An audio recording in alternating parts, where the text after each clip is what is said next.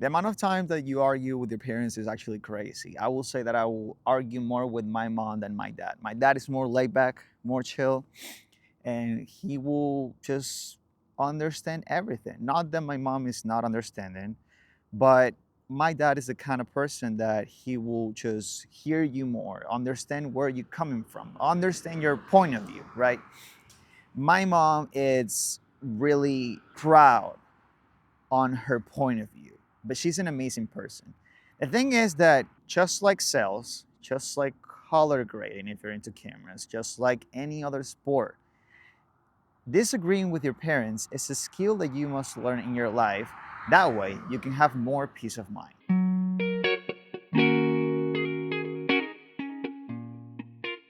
Hello to whoever's watching this. My name is Victor, and we're in this amazing landscape today. It's almost 7 p.m. The sun is about to set, and it feels amazing. I'm kidding. I'm a little chilly. I cannot stand cold. But not to say that this is really beautiful. Today, I'm here to talk about, like I mentioned previously, a skill that you must learn, which is disagreeing with your parents. It's something really intimidating. It's something that it's just scary, man. You know, you see your dad and your mom, and these two folks are your heroes, and you really want to make them proud. You really want to make sure they're happy and that you're not a disappointment.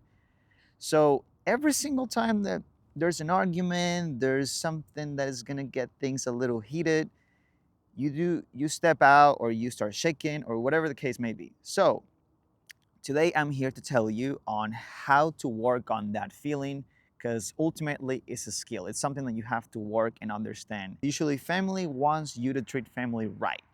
There's this stigma, I will say, of people just usually telling you, hey, just that's your brother, that's your sister, that's your cousin, that's your auntie. You have to really, really bear with them. And sometimes you don't have to. Just because it's your family doesn't mean they're right. So, to give you a little bit more example, I'm going to talk to you about one of the persons I love the most, and it's my mother. My mother is an amazing mother. I really cannot ask for anything better. She works so hard for me, and everything that I have till today is thanks to her. Right? Also, my dad. Shout out to my dad.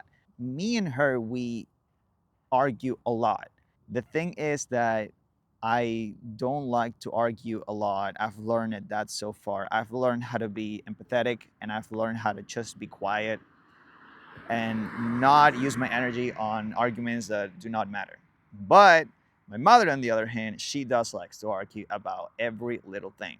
So there are moments that me and my mother will go on and have this crazy arguments, and I'm like, I just know I'm right. You know what I mean? And not because I think I'm always right. I don't. I'm not perfect. I make a lot of mistakes. But sometimes I just know when I am right. So, one of the points I will say is that people will hear this and they'll just say, like, all right, I just got to talk back to my mom and my father. Please don't. Don't be reckless. Don't be stupid. Usually, humans, right? The way I've seen it throughout my life is that whenever we have an argument, we tend the emotions control over reason. If you start being reckless, two things can happen. First one is that you get a slap in your face. Okay, that's the first one, the realistic one, at least from my part. But the second one is that everybody will be mad. Everybody will go to bed with this really weird feeling of not talking to each other. There's going to be some silence.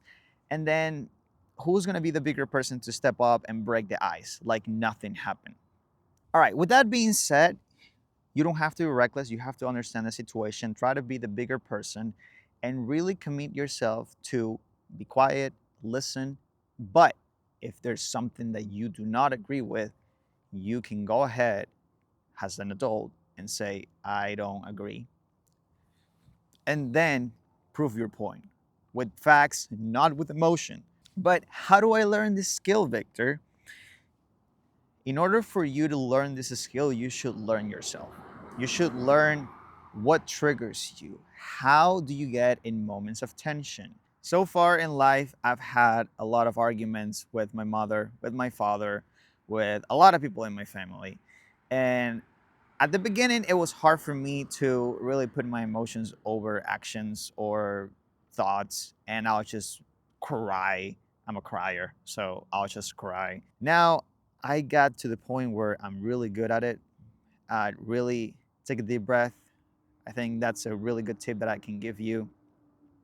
When you hear something that is being said to you by your parents, and you know damn well that, dude, this is not right. And I'm rambling a little bit because it is so simple yet so difficult to understand this, but it is really something that you have to learn. If you don't have a good relationship with your parents, I think you can still watch this video because maybe you have someone that you look up to, and that person in specific is not going to agree with you 100% of the time.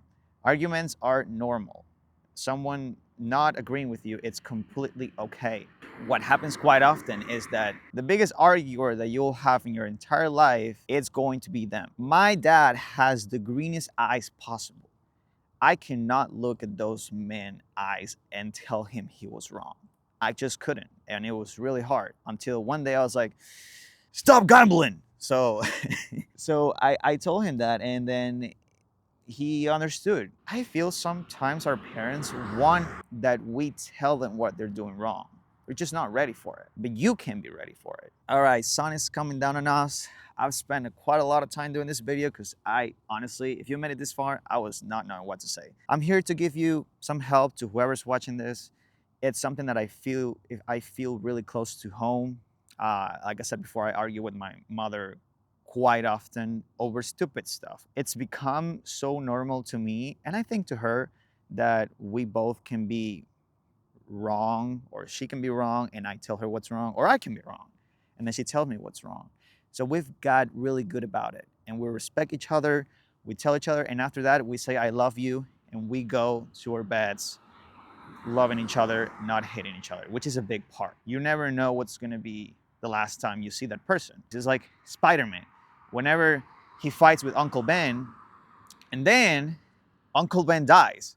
And then Spider-Man, Peter Parker, is like, oh my God, I wish I never told him I hated him. So we don't wanna do that. We wanna make sure they're good, they're understanding what's your point of view, and we understand what's their point of view. Because maybe they're wrong, but that doesn't mean they are wrong, if that makes sense. I think that's all for today.